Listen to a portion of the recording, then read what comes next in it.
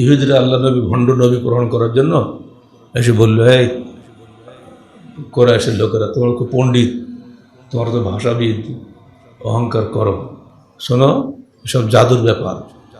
এমন প্রশ্ন তোমাদের শিখিয়ে দিচ্ছি যে মোহাম্মদ কখনোই বলতে পারবে না, কারণ জাদু দুনিয়াতে চলে, আসমানে চলে না।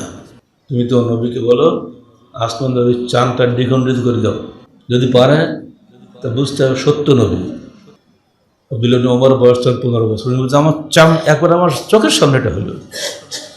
হঠাৎ আল্লাহ রসুল উপরে আয়াত নাজিল হয়ে গেল, ইকতারাবাতিস সাআত শাক্কাল কামার, কিয়ামত নিকটবর্তী হয়েছে, চন্দ্র দ্বিখণ্ডিত হয়েছে। দেখা গেল চন্দ্র দ্বিখণ্ডিত হয়ে গেছে, দুটো দুই দিকে পড়ে গেছে। হেরা পাহাড়ের এ পাশে এক টুকরা, আর এক পাশে এক টুকরা, কিছু পরে আবার জমা হয়ে গেল চোখের সামনে।